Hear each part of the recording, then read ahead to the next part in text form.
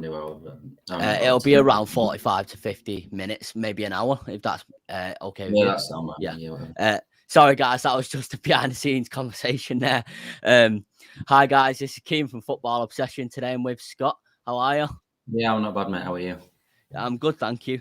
We was originally supposed to have my mate Harry on, who's featured on the podcast before. However, he's not available last minute. So Scott's kindly just been on Twitter. This is the first time we've met. Yeah, literally the first time we've spoken. Yeah. We literally just spoken. Met about 2 minutes ago. Yeah, literally. So today we're going to be doing our usual review of the Premier League game week as we do on this podcast. And I'm looking forward to it, although I'm a United fan. Who do you support? Leeds. So that's going to be an interesting dynamic. Yeah. Of course, 100%. So let's say we'll start on Saturday. We'll start with the first game of the weekend, United Everton. Did you watch it? I did watch it, yeah.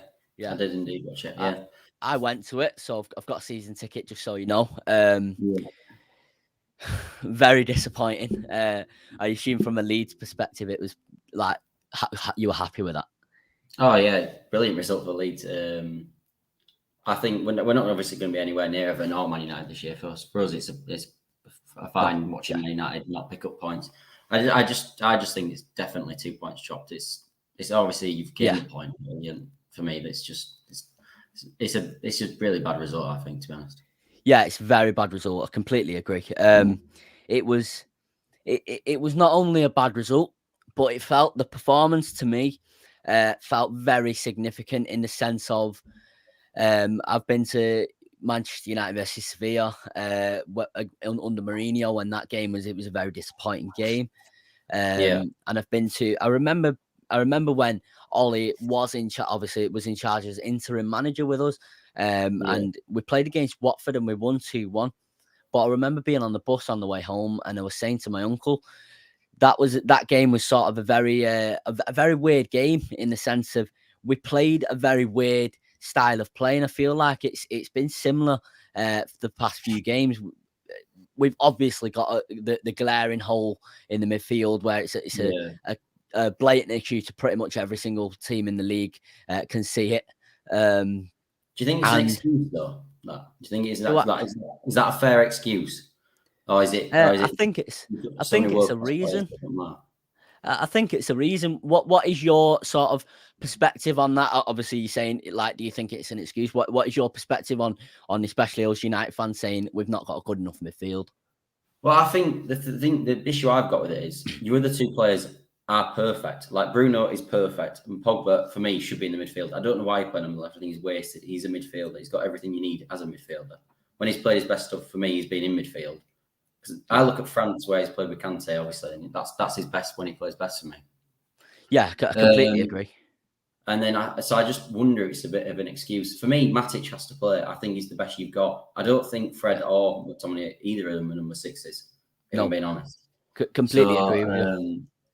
So for me, Matic has to play. And I've seen comments saying he can't play they can't play games week in, week out.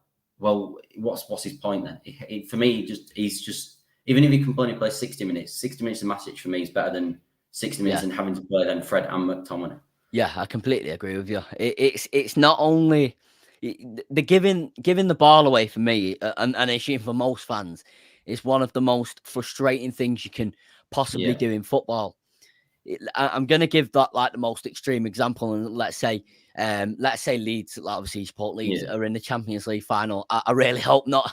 They end up in the Champions League final in like 5 years' time, and let's say you've got Calvin Phillips still at the club, and he gives the ball away in the last minute when you're 1-0 up, and he's supposed to be like holding the ball up, and you can see from that when he's had the chance to take the player down, not once but twice.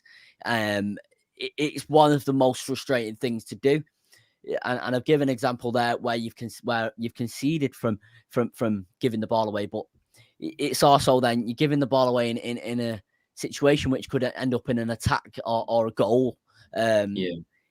It's for me. I say I don't slag Fred off to the point of some other fans, but I say if you can't pass the ball correctly more times than not, where are you going to be useful on the pitch, and especially in the best league in the world?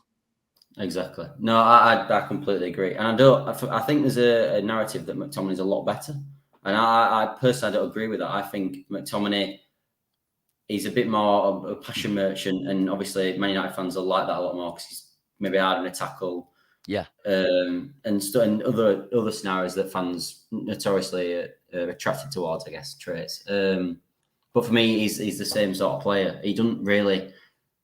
He's just not that. He's just not that level up that he needs to be. Like, no, you just need even Calvin Phillips would absolutely walk into completely midfield. agree. I'm not sure if you've seen, it was around a week ago today, and a week ago yesterday as well. Calvin Phillips was linked with United, and I tweeted. Obviously, you wouldn't have been on my Twitter at that point because we've literally only just met. And I tweeted at the time, I don't see why Calvin Phillips will come to Man United because he's a Yorkshire lad. Yeah, I don't He's think he from does. Leeds and he loves Leeds. If I was playing for United, I would not go to Leeds, no matter what, and vice versa. Do you know what I mean? I think It's yeah, part of the club spirit that you just can't do stuff like that. yeah, In a way. okay, yeah. Obviously, we've took players off you before, and they've been absolute legends. But there becomes a point, especially now with the amount of money that's in football and the options that Calvin Phillips has. Maybe we're not the most attractive option for him due to personal, like obviously, like say him holding the Leeds dearly. Maybe he'd go to like someone like City or Liverpool. I think that if he were going to go anywhere, it'd be one of them two, to be honest. Yeah, completely agree. I think the title of the video is levels behind, and watching that City and Liverpool game, we will come on to that later. But watching that City and Liverpool game, I was watching it with my uncle in the living room, and I was saying we wouldn't make that pass, or we wouldn't get into that scenario for that attack, and it really is it's a big issue. And I've been, just so you know, I've been like a massive advocate of Ollie and the work that he's done at the club, and obviously respect him as a club legend despite not being born then. Although I think now questions really do have to be asked. I think performances have to improve and fast. I think sorry, go on. Yeah, go on. I was going to say, even your previous performances, you have been lucky. Like the Villarreal game, it should have been outside at half time, and you pulled through it. And the Wolves game, obviously, you pulled through that. Even the Southampton game, you could have lost. You got a point. And for me, even last season, you were a lot of games. Like I think the Wolves one, you scored in the last minute with a Rashford deflection goal. Yeah, I remember. And it was just like these bad results when you can't consistently play bad and keep getting away with it. Eventually, you will be punished. And I think the Villa game was a punishment. And then the weekend was another example of that. So yeah, what is it's only at the point you think where, because for me, I also almost been a bit of an advocate of him in that there's a lot of he should be doing better. There's no doubt about it. But from where the club was when he took over, do you know when every time there's a club that's in like disarray, they always go just getting a club manager, a club legend who sort of knows the club. I think you've got that with Ollie, and he's done that job. 100%. But is it a point now where it's time to pass it on? Yeah, I think. Yeah, and so I'm just going to state that I wouldn't say I fall in my Twitter bio. I've got Ollie in because I'm an advocate of Ollie, but I wouldn't say that I fall into trying to force Ollie out of the club or Ollie out specifically. I would say that it probably is the time to pass it on. Although some are saying Zidane. And I'm really not sure that Zidane would fit at United because I think I'm not sure either. I think that the ego with Zidane and the it's like a complex sort of thing, like a god complex he's got, and rightly so. He's obviously one of the best footballers to ever live. But you can't really have that at United. We've seen that with Mourinho, and it didn't work out. And I think I think if Zidane came in, and I really do, I think something like as well as little and as big as not playing Rashford as much could affect the whole club and Rashford's career. I'm just giving an example. I really don't know who I'd give the job to if Ollie was to go. I don't think there is an obvious candidate currently in the market. I don't think Conte. There's a lot of Conte mentions, Man United are a team that play 5 at the back, and that's his system. He plays 5 at the back. Yeah. That's not Man United at all. It's flying wingers. It's overlapping fullbacks. That's what it is. For me, there isn't really a manager right now. I think that's half the reason why you've got to stick with Ole now, because he's not doing an awful job. It's not like he has to be sacked and just get anyone else in, because it's an immediate problem. It's just a situation where if the right manager pops up, maybe you do go for it. Yeah, I completely agree. And with like I was saying, with Ole, the reason why I believe in him, part of the reason why I believe in him, is because I've seen the performances and how good the performances can be. For example, against Leeds this season and last season. Yeah. For example, against Newcastle, and people can say that against Newcastle was like the sort of honeymoon period of Ronaldo, but I really don't think it was, because we were playing so good as a team. It all, like, I would expect when Ronaldo's come in for everyone else to level up, but it's not happened. I'm not saying that's Ronaldo's fault. I completely adore Ronaldo, but it's just I feel like as United, we're in a very, very difficult situation as a club, and stuck in sort of what you would say limbo, in the sense of, in the sense of, like, if we sack Ole, we could win the league, but he's not, like you said, he's not doing he's not doing a terrible job. He's just got second, to a City team who won like 23 on the row. So what else can he do really with the tools that he's got? It's just a situation though where I think it's the same with England and Southgate, where he never does enough wrong to get sacked, but is it a point where your brain just knows that it's just not going to work in the long term? So what's the point in carrying on, knowing that it's probably not going to work, but he's just not doing enough to be sacked yet? Like, you just almost preventing the inevitable for me. Oh yeah, completely agree. No, I will always. Sorry, go on. I was going to say, the last thing you want is a situation where Ole leaves on really bad terms. Because if he left now or in a few weeks, the fans are still behind him. He's still a club legend. Whereas you don't want it to start getting toxic, where a lot of the fan base are starting to turn him in. I feel like it could get toxic as well, because I've spoke to a few people about this on Twitter and with my uncle and my mum. At Old Trafford, I've never really seen until the very end anyone turn on the manager. There's obviously there's a select few where it's like they're just negative for no reason, but I've never really seen anyone turn on the manager. But this weekend, just gone, and the weekend before, I've spoke to several people who are saying this manager's got to go. He's not good enough, and I've never seen that, even with people who didn't think, like, say, Louis van Gaal was good enough, which was a lot of people. We still, like, chanted his name, sung for him until the very end, and he won us that trophy at the end. But I do fear that it ends up turning toxic, as you say, because it's spilling into Old Trafford, the sort of feeling that this manager isn't good enough. And I feared that would happen a few weeks ago when the performances started to dip off. But it really seems as though it's going to end up toxic if performances don't improve them fast. I think this has got to be the end of the what you would call McFred partnership, in the sense of Rashford's back after the international break, and Ollie, let's be honest. Sorry, what was you going to say? I was going to say Rashford is the sort of player that Ollie seems 100% trust, and he'll go straight back in the team. Yeah, completely. And Ollie knows, like Ollie sat there today, whether he's at home or whether he's at training right now, he'll know his job is under some sort of pressure, whether he's just been told that he's being backed or not, which he has over the past, I think, like 12 hours, 24 hours. He'll know if performances don't improve, something has to change. So I think this could pressure him for it to be the end of McFred. But then I say to myself, is it just the problem, the midfield? Because the performances are so bad that it can't just be the midfield. Do you agree with that? No, I 100%. I've always said Ollie's a sort of a lucky manager, but there's a perception that's a bad thing. It's not. But there has been, the attack doesn't seem to gel. You've got wingers playing out of position who are not wingers. The strikers, like Greenwood on the wing, for me is a bit of a. He's done so well there, and he's had a good season, but he's not he's just not a winger. He's a striker, and he behaves like a striker. So he's just, for me, a lot of your attack are sort of match winners, and you need players that are not match winners. And not match winners is a bad way of putting it, but sort of people who are quite happy to be the assister, where you've got a lot of people who are just having shots from anywhere. Like it does seem like you're a lot of individuals just playing together, and there's no sort of chemistry there. Yeah, I completely agree. And you're saying about like taking shots from anywhere and not specifically match winners.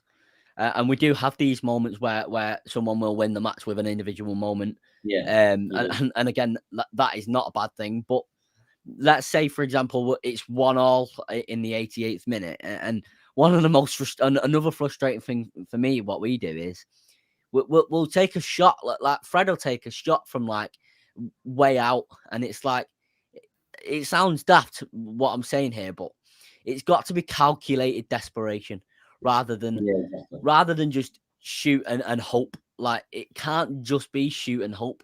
For example, the Villarreal game, the Ronaldo goal, it was calculated desperation in the sense we were rushing, but Lingard managed to get that, pass it to Ronaldo. Do you know what I mean? For them, Ronaldo to, it was a difficult shot, but he managed to score. And I feel like we have to work on that, but we'll move on from there. We'll go on to Chelsea versus Southampton, which is an interesting game because they've won, but I'm seeing a lot of people saying that the Chelsea manager isn't good enough, which has really surprised me. Have you seen this? I've seen a bit of it, but I don't at all agree with it though. No, I don't. He's just won them the Champions League. Defensive football or not, he's just won them the Champions League. I feel like Lukaku's performances have dropped off a little. They have started to dip because I thought when they didn't play particularly well. I can't remember they played in the Champions League. They won 1-0 at home. I can't remember who they played. Lukaku scored a header. Zenit, yeah. And I thought this is what Lukaku does. They've played a bad game and he's bailed them out. But since then, he hasn't really sort of kicked on, has he? No. And they haven't really, even from that game, I think that was the start of it, sort of not going particularly well for him. Because I don't think they were particularly good against Man City, although on the day Man City were amazing. But yeah, I completely agree. Yeah, and then you had the poor result at Juventus, obviously, as well. But there's something not quite right at Chelsea either at the moment. Because I thought they were flying when they beat Spurs 3-0. Like, I thought they were on I thought they were on a moment where Tuchel just couldn't do anything wrong. Like everything he did just turned to gold. And that seems to have, in the last few weeks, sort of deteriorated. I don't know what you think of that. Yeah, I do agree with that. I partly agree with that. I would also say though, only one team has ever not really done anything wrong in the league, in the Premier League ever, and that's Arsenal. Obviously the Invincibles. Yeah, and I'm not saying no other team can go invincible. I'm just saying how very rare it is. And I for a moment I did believe maybe they could go invincible. However, I just don't think they play well enough as a team sometimes. I want to touch on Timo Werner here, and I know how much of a meme he is. Like he's missed this chance, but to even create these chances, or get into the space to create these chances and get these chances, you have to be a class player. Do you agree with me there? I completely agree. He's such a decisive figure, is Werner, but it's annoying because you just know there's a player in there somehow. It's his final ball. He just so frustrating at times. Yeah, completely. I would say, with Werner, I would describe it as if he flicked on the switch to score them goals, I don't think that switch will ever be turned off. I think he'll just bang them in constantly. Do you agree? Yeah, I completely agree. Yeah. But then you think he gets one, and then you think he'll go on a roll, and he seems to get one and then not go on a roll, and then you wonder, well, how many does he have to score before he starts properly going in a way? But if they can get him firing with Lukaku, that'll be a scary prospect. Oh, 100%. Trevor, I'm not 100% sure how you pronounce it, but Trevor Chalobah, I think it is. He looks good, doesn't he? Yeah. He's played centre back and he's played in midfield now. I'm pretty sure for him. He looked good in the Super Cup as well. Yeah, he did. He's looked good every time I've seen him. And it's just another one of, because Chelsea have got such a large sort of youth academy, haven't they? Like they've got Gallagher still on loan at Crystal Palace doing really well as well. And they've got so many other good players. And it's about time that they start to sort of breed into their actual first team. Yeah. And he's just an example of that happening. Obviously, Reece James did it as well, and Mount, etc. And he's just another person in that line of people coming through. Completely agree with you. We'll move on here to Brighton Arsenal. I know it's quite a boring game there, but 0-0. I would say it was still quite an interesting game to watch. I really thought it would be a very, very entertaining game and a lot of goals. But I would say it was a very interesting game because Arsenal look like they've solidified at the back now, and Brighton, they've dropped off over the past few performances when they could have gone top of the league, haven't they? They have, but I just think they were just in a real honeymoon period, and they're finally sort of back to where you more expect them to be, I guess. Yeah. Because I didn't think they were particularly bad against Arsenal at all. I thought they were arguably better team, if anything. Yeah. But I think that Brighton. But I did always have a thing with Brighton last year because I remember like the points. Do you know the XG points and all stuff like that? They were always really high in the league in that, weren't they? They were like they were like fifth, and I think they were top for a while. And then they dropped off towards the end of the season to like fifth.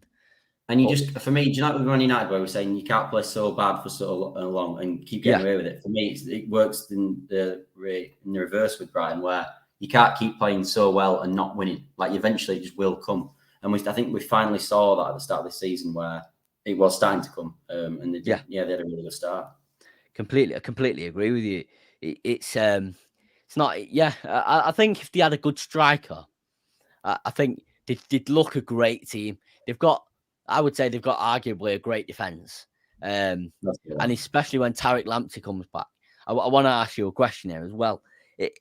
I'm going to ask it from let's say Wan-Bissaka was playing for Leeds. Would you choose to have pre-injury Tariq Lamptey or Aaron Wan-Bissaka now? For Leeds, definitely Lamptey, without a shadow of a doubt. I'd choose Lamptey for United. 100%. Would you? Yeah. I think for United, definitely. I think Wan-Bissaka is better in a system where you're going to be defending a lot. That's what he's good at. And protected as well, I think. Yeah, exactly. Whereas Lamptey is he's an attacking fullback. He plays at right wing back, doesn't he? More than often not at Brighton because obviously they play 5 at the back. Yeah. But yeah, I think he's brilliant. He's another Chelsea lad as well. And there's that Livramento. Yeah. I think he did they buy him from Chelsea? Yeah, Brighton. Yeah, they bought him. Yeah. Very good buy that. I think it was very cheap as well. Yeah, it was. Yeah, a few million quid, I think. Yeah, completely. It's very, very good recruitment there. We'll move on here to Wolves versus Newcastle. And Hwang Hee-chan looks like he started off flying, doesn't he? Yeah. He'd only scored 1 goal, I think, in the Bundesliga the previous year as well. So that's mad. I'm gonna be honest. I only know him from a want-to-watch card on FIFA, like without sounding stupid. Like I don't really keep an eye on the Bundesliga, especially when there's so many games in the Premier League all at once last season. So it looks like he started off flying despite being in a very defensive system in Wolves. Don't you think? I think that both these goals at Wolves were brilliant finishes at the weekend. And they're almost identical, really, just on different feet. And to be honest, I am liking this Wolves manager. I know you said he's a bit defensive, but for me, I think in the long run, he will be better for them than Nuno. I think I agree with you. He's nice. I think it's good. I think he plays good stuff. I think they were just lacking a bit of. They were a bit toothless in the first few games. Is the best way to describe it. Yeah. But I completely agree. But when another team that when you can't play that well and keep losing 1-0, like eventually the ball will go in the net. And again, it is now. They could have scored about 6 against us. Yeah, exactly. Well, they should have been outside in the first half as well. Yeah. We've got a question here. It says Hayden's asked, "Is this current Arsenal squad good enough at the moment to push for Europe, even though it's still early in the season?" What would your opinion be on that? I think they will get in Europe this year. I think they'll get it. Okay, I'm not 100% sure because without making too much jokes about Arsenal, I don't think they've improved that much. I think they've improved, no doubt about it. But I don't think they've improved enough when there's so many good teams in this league. They're obviously not going to be anywhere near top four. I think the top four's it's the most obvious thing in the world. Maybe Europa League or Conference at a push. Europa League or Conference League, I think. And I think that'd be a good season for Arsenal if they can get that. And it's amazing because I looked at the back. I think they played about 5 against Man City, and it was like Kolasinac, Holding, and someone else. And I remember looking at it thinking that is just awful. Whereas I look at it now and think, you know what it is? Ben White's a good centre half. Next to Gabriel, that's a good. If they can keep them fit, that's a good partnership. They've got Tierney at left back, who's I think brilliant left back. Yeah. And then they've got this Tomiyasu who's doing it. I don't think he's amazing going forward from what I've seen of him, but defensively he's absolutely. He looks sound defensively. Yeah, very good defensively. Maybe they can. It'll be funny if they don't, but maybe they can get Europe. Cheers for that question, Hayden, and cheers for you guys discussing in the live chat there. So we'll move on here to Leeds versus Watford, which I admittedly didn't catch. I assume you watched it. Yeah, I watched the whole thing. Yeah, I know that Diego Llorente scored because I've got it here, and I also know that he got like the top fantasy Premier League points or something like that. Did he? Yeah. So was it a great performance from him? Yeah. He is. For me, he's one of the most underrated defenders in the league. The issue with him, he just cannot stay fit. Like I think I saw our win record with him. It was like we played like 14 games, won 8, drawn 3, and drawn that lost 3 or something like that. And without him, we've got like a 37 win rate and we've basically lost every other game as well involved in that. And he's a sound defender, is Jay Lauren. He has everything, and he would be playing, I think, at a higher level. He just can't. He's just not got a good injury record, and he can't stay fit. Yeah, he doesn't look like he can stay fit. Last season, like you were saying, he was great last season when he was fit. Do you feel that you've improved your performances from the start of the season? Obviously, you looked very lackluster and maybe second season syndrome at the start of the season. I think the Watford game was our best game. I thought we were really good in the first half and probably should have been up by more. Or we should have been up by more. But I didn't think Watford were that good. Now we were watching against Brighton, and they were rubbish in that game as well. So I don't know how much you can take from it. Really, I just think we absolutely had to win though. Like if you don't win that game, you are then you're in trouble. He's definitely getting told about. But no, we were a lot better at the weekend. We lacked something in the final third. We don't have that clinical edge that we had in the first year, and without Rafinha, we're really struggling. Like we have obviously he's fit at the moment. I think he's playing slightly injured, but without Rafinha, we're pretty toothless up front, to be honest. Yeah.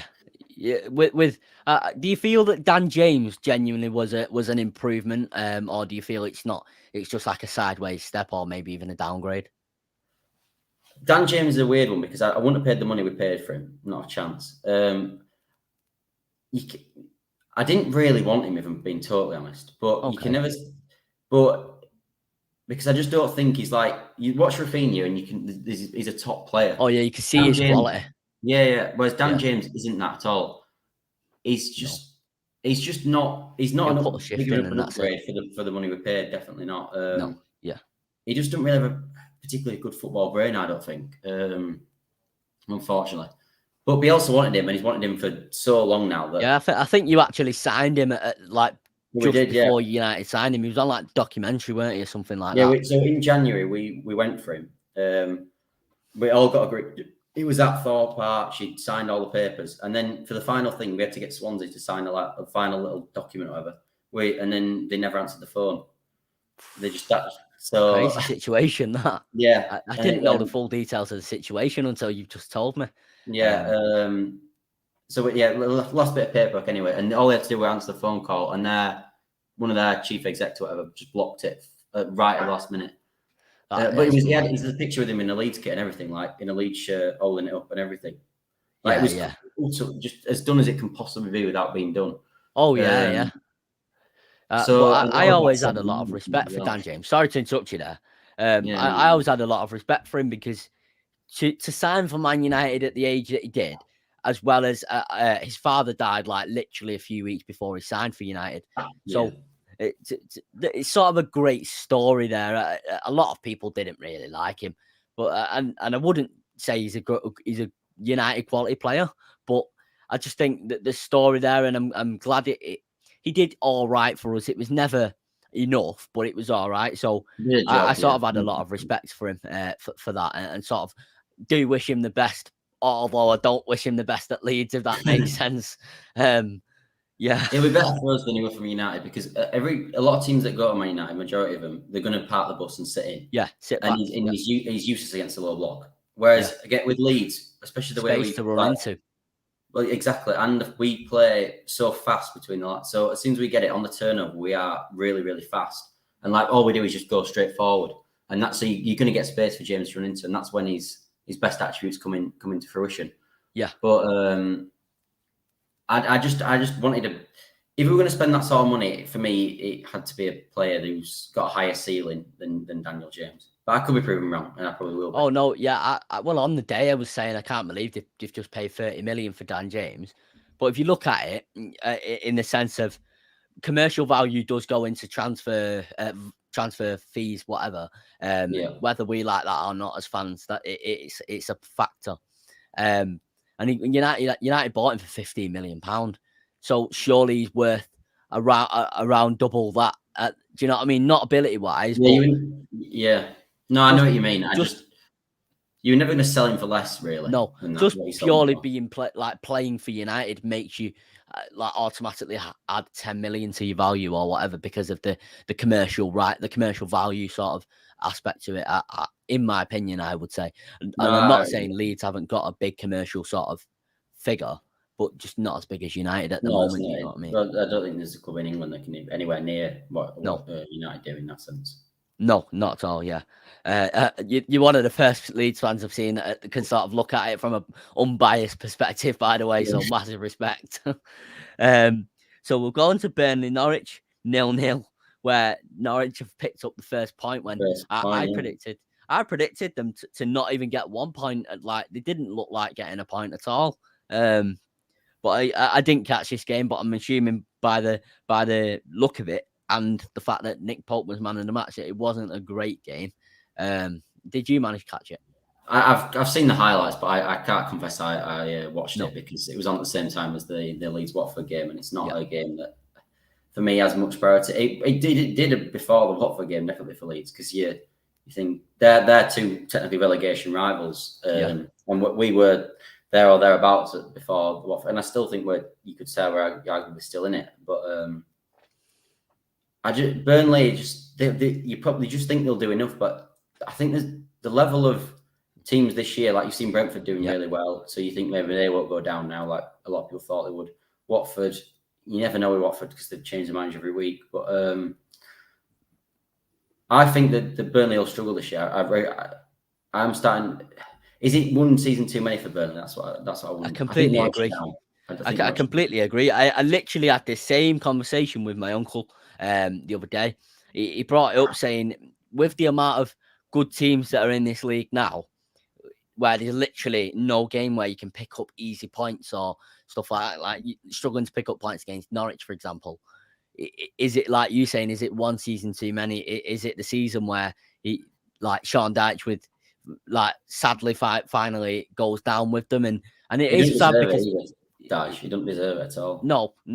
I think the net spend over the past 5 years has been like 3 million or something like that. It's absolutely. I know they've just spent 15 million this summer, but they weren't spending at all. It was like, how is he keeping this team up? Yeah, I think personally he's one of the most underrated managers in the league. 100%. It's just because he plays bad football, he don't get the recognition he deserves. Yeah, completely. And obviously, you can't really play much better football with Burnley, with that team, especially in this league. They're set up to play that way, with like Wood and Barnes and all these sort of, even like Tarkowski and me are not good with the feet, really. Pope's not good with his feet. So he has no choice but to play like that. And they always just do enough, but they are starting to slip down the table. Like last year, they had a bad year compared to normally for them. I mean, they stayed up, but they had definitely a drop off, because I remember one season they finished about 7th, didn't they?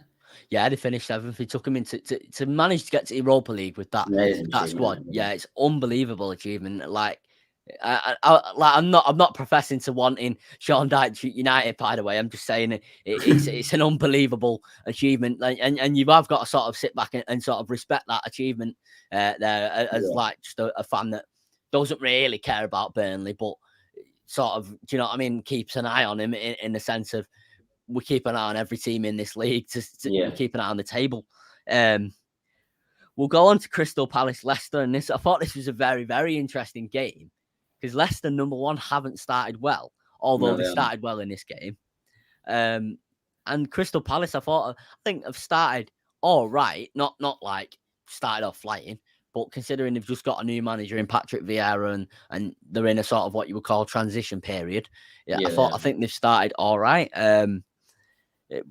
What do you think's gone wrong with Leicester? Leicester, I think Leicester are struggling really at the back. Like, they've got Vestergaard. I never was a fan of Vestergaard. I know he had apparently quite a good season last year. I didn't think he had an amazing centre half. I just think he lacks a lot of attributes that are key. Yeah. Soyuncu again needs to be next to a partner who's got, because I don't think Soyuncu's got the best football brain, so he needs to be next to a partner who has. So they missed Johnny Evans, and obviously Fofana's injured as well. And I think the attack, the scoring goals like they always have, but it's the defence where they're struggling for me. Like, they've just drawn 2 games 2-2. They wouldn't last year. They wouldn't have drawn these games 2-2. If they scored 2 goals, they would have won. But I thought in reflection it was probably a fair result in the end. Yeah, because I didn't think Palace were bad by any means, and I thought they were really unlucky to be 2-0 down at half time. Really, I did. I thought I tweeted at the time. Palace were very unlucky to concede there. Like they basically dominated the half until that goal, and then they dominated it again until the second goal. It was like it was like, how has this happened, sort of thing. But Leicester are just very clinical, aren't they? Well, or they were in that instance, in them 2 instances. But it's not looking good. It's not looking like Leicester are going to get Europe, is it? This season, would you say? They've got the Europa League though, which is I know they didn't. They obviously lost, I think, midweek to, I can't remember who they were. I think Polish team. Europe. I think Europe's the priority for them, really, because they aren't going to get top 4 this year. They just can't compete with them top 4. Not a chance. Whereas the Europa League, I think generally winning the Europa League is an easier achievement than getting top 4. So that, for me, that's where they need to be focusing, if I'm being honest. Yeah, completely agree with you. They seem to be that team where like they were in the top 4 for like the longest team, the longest time out of any other team. And they managed to drop off. They seem to be always that nearly team, like when they are really top 4. Well, I've always said that Rodgers is a nearly manager, and people hate that. And I got so done when they won the FA Cup, because I just had pie on my face, really. It was nice to see them win the FA Cup, despite Rodgers being a manager, obviously, that managed Liverpool. But like, I will always admire like the owner going onto the pitch. You wouldn't see that with Joe. You've got the best owners in the league, but it's not even a debate for me. Yeah, you wouldn't see it with Joe Glazer going onto the pitch, or even Sheikh Mansour. Yeah, definitely get booed. Obviously, you see it with Roman Abramovich, but he's got stuff going on outside of football where it's questionable. Allegedly. It's just a nice club, Leicester, isn't it? But sometimes nice clubs don't get what they deserve, and I think, and they haven't done in recent years. No, completely. Well, they did win the league, but obviously it was like a freak year where it was a very weird year in that sense. Yeah, no, it was. But I mean, for me, that doesn't the achievement's still the achievement, no matter how other teams were, because Leicester still were. They were the best team, but like the numbers say they were. Yeah, exactly. Yeah. Spurs beat Aston Villa 2-1. And I didn't watch this because this was on at the same time as the Leicester game. Yeah. But it seems as though, despite Spurs winning, it seems as though Harry Kane's down tools, doesn't it? Yeah, Harry Kane's a weird one, because for me, Spurs just had to cash in this summer. Like, I just can't see what they expected. I agree with you there. Because there's times when you've done your part, and it's time to move on. I think this summer was the perfect time. You've got good money for him, like really good money for him. Like Man City for me would have paid 120 million. I know they bidded 100, didn't they, and it got rejected, but I think they would have gone to 120. And you can get a lot with that. You can get, and they miss a lot of players. Like they're lacking in a lot of positions for me. And that 120 mil for me would have been better than keeping Kane, if I'm being honest. And Kane's obviously getting on now. He always gets an injury. Yeah. He's still, for me, the best number 9 in the world currently, with the exception probably of Ronaldo, I'd say. But for me, they had to cash in this someone, Kane. Yeah, I completely agree. I do mention my uncle a lot in this podcast, by the way, because he's basically who I discuss football with and go to the football with. But he was saying he thinks they could still get 100 million for him next summer. I think they might get 100 million next summer. I'm not sure. I'm 100% not sure. He's got a lot of years left on his contract still, even though because he's signed that 6-year deal, didn't he? So and I suppose he is like the he's the poster boy in England at the moment, isn't? Well, Rashford is that, but I suppose in football terms, he is like he's England captain as well, isn't he? So. Yeah, exactly. Yeah. But if he doesn't improve his performances, I don't understand who's gonna pay that amount of money for him. It gets to the point in it where is he just not that like the team stats think he's not that player anymore because his performances are so bad. Or teams think like City, you could see the players run through a brick wall for Pep Guardiola. Yeah. So like City may start to think he may not run through a wall for us if something goes wrong. Down tools. Do you know what I mean? And a lot's going on with City at the moment with players that are have allegedly done things. So it's a big distraction. Do you know what I mean? And 100%. I've seen with Kane a few times where something's happened where he's sort of like dropped off a bit at the start of the season, especially. And this one not coming back to training on time was a massive thing for me. I don't feel like enough got made of that. I thought that was a real bad thing, but because he's sort of this media darling, he sort of got away with it, I thought. Yeah, I completely agree. I said this. I said this at the time, but it's obviously the media in it, and that they treat who they want to treat, right? And especially in this country at the moment with the way football media is. But it is what it is, I guess. But we'll move on to West Ham 1, Brentford 2. And Brentford scored that 95th minute winner, didn't they? Yeah, that Visa or something. The same lad that chipped Alisson, didn't it? Brentford are flying, aren't they? I think they've only lost one game. I mean, West Ham they had one of the best records at home last season in the league. Very tough. And they are a top outfit, West Ham. And they had Antonio back, obviously, still. But Brentford are flying, aren't they? Oh yeah, completely. It's been a lot. Yeah, it's been a mad story for Brentford in the sense that like to see them come up from the Championship and do well. You could sort of compare it to Sheffield United, but I would say it's different to Sheffield United. I would say they're playing better football than Sheffield United were. They look more they look more stable than Sheffield United did even in that first season, in my opinion. Despite maybe not getting as many good results, maybe they won't get as many good results because they play in a brave way, in an attacking way, in comparison to Sheffield United's like 5 at the back. I would say that the way the club has been built, obviously I'm not professing to know everything about Brentford. Hayden is in the chat and he's a Brentford fan, so he'll definitely know more than me. The way the club has been rebuilt, it looks like the sense that they've been built for the future as well as the present.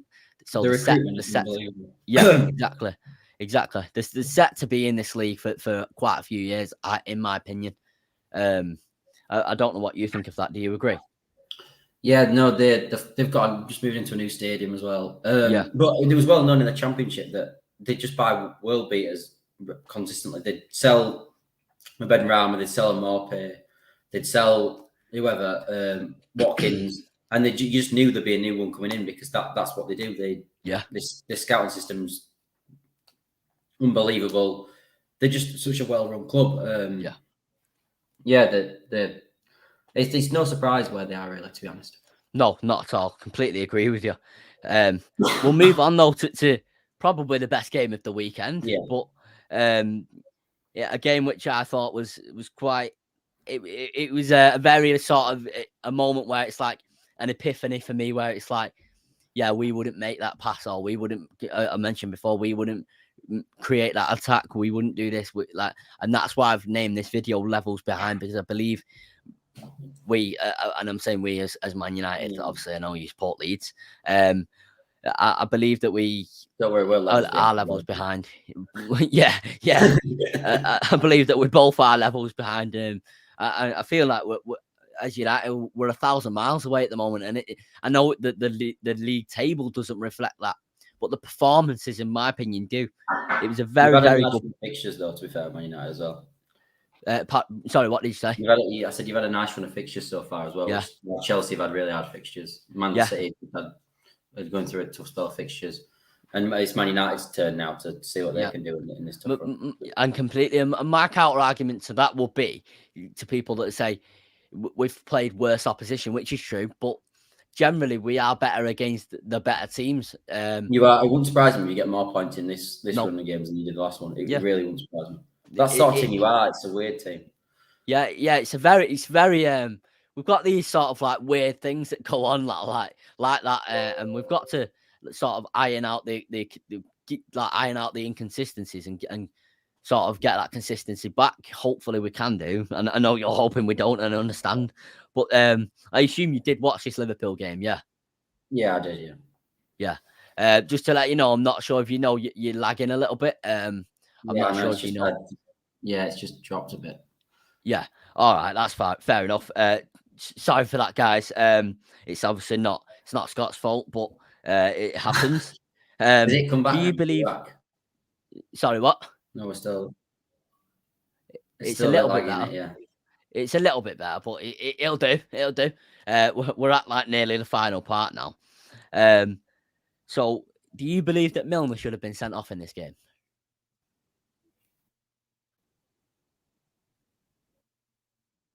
Yeah.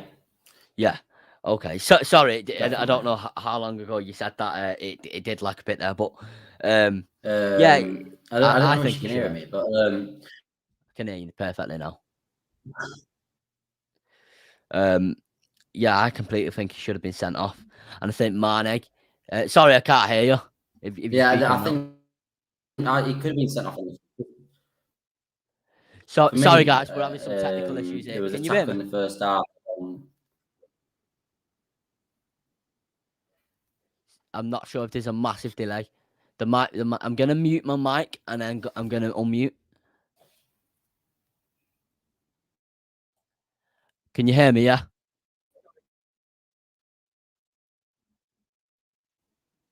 Yeah, I can hear you. Can you? All right. Sorry about that. I think there was a massive delay in when I could see you speaking and then when I could hear you speaking. So I'm sorry about that. So sorry. What was you saying about Milner at the time? Yeah, I can hear you. Yeah. I'm not sure if there's a massive delay still. Can you hear me yet?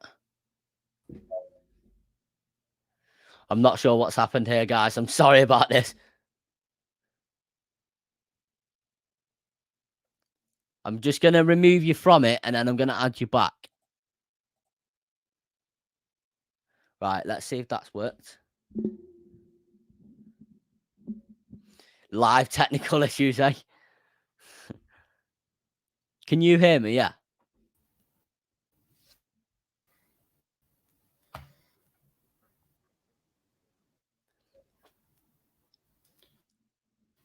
My mic's just. Yeah, there's a massive delay in what you're saying. Like when I can see you saying it to when it's actually coming through.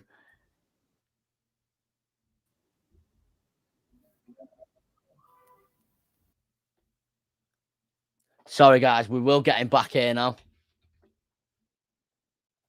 I'm sorry if this is lagging.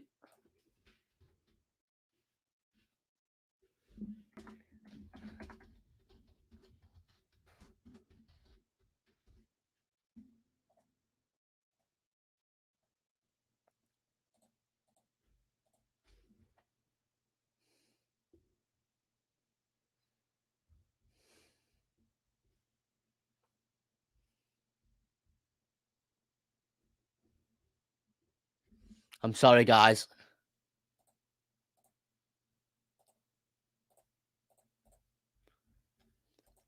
We may have to end it there. I'll speak on the last bit here. I'll just say I think Milner should have been sent off here completely and utterly. I agree. I did hear Scott say that he should have been sent off.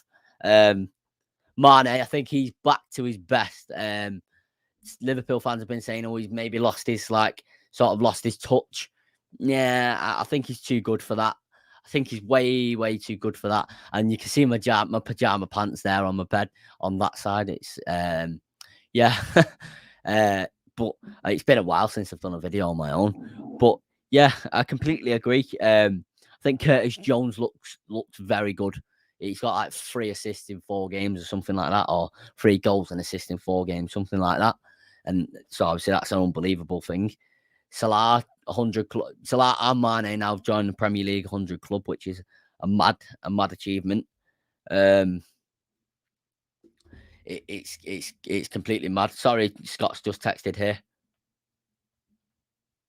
Thank you, Shaq. There has been some technical issues here.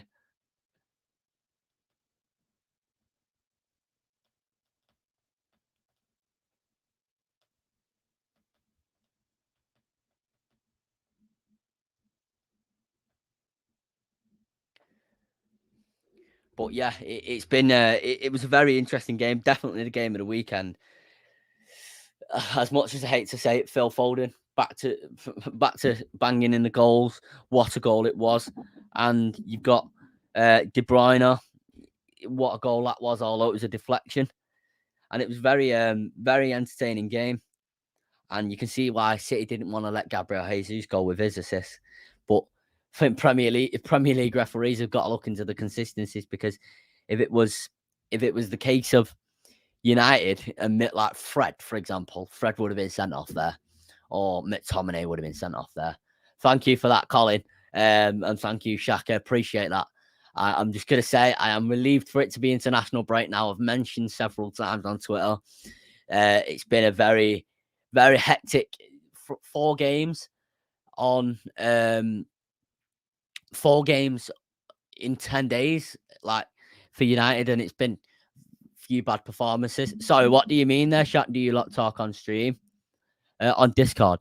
No, it's not Discord. It's something called StreamYard. It's a software where so if you look at my video I did with Jay Motti, that's on Discord. If you look at this video here, this is on StreamYard. This is you can use it for free, but I've paid for the version where you can use it for a full year for free, for £400 it was. You can do quite a lot of stuff with it. I'm not used to it completely. I don't know all about it. I wish I knew like the stuff that United Stand do with it, etc. I don't know that sort of stuff. This is StreamYard though. So for example, if you was to join a stream, I'd send you a link on Twitter or send you a link on Snapchat, whichever, preferably Twitter. And you wouldn't have to pay it. It'd just be free. If we could do Discord, I can make it next week. Shaq, it doesn't need to be like you can use StreamYard on your phone, as long as you have the Google Chrome app or on your tablet. I know you don't. You have a tablet. You can, as long as you have the Google Chrome app, you can use StreamYard on there. Donny says FFS. I'm late again. Yeah, you'll have to go back and watch the stream. We had some technical issues just at the end. I was doing it with someone called Scott. I'd only met him literally 2 minutes before the stream started. So I'm just going to thank him for coming on. I'm going to end the stream here. Very relieved that there's an international break now. Hayden says, I would never be able to do this, unfortunately. Then I ain't got my Twitter account anymore. I know you haven't got your Twitter account, mate. If you DM me if you create like a throwaway Twitter account and you DM me on Instagram, or I'll give you my Snapchat or whatever. I'll stay in touch with you or whatever. Because it was always nice interacting with you, like you were there from like months and months ago. If you just create just a throwaway Twitter account and just message me for a few minutes, and I'll give you my Snapchat or whatever if you want my Snapchat, or my Instagram, preferably my Instagram, to be fair. But yeah, I'm gonna end it there. Thank you for joining us, guys. Sorry about the technical issues at the end. This has been Kean from Football Obsession.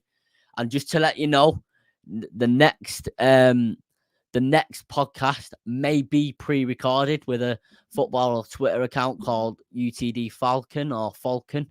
It may be pre-recorded because of the time zone difference that we're in. It may be pre-recorded. It will be a debate. It's possibly going to be an Ollie in, Ollie out debate. The pros, the cons, what's gone right since he's been here, what's gone wrong. So, yeah, this is Big Kean from Football Obsession, and I'm out.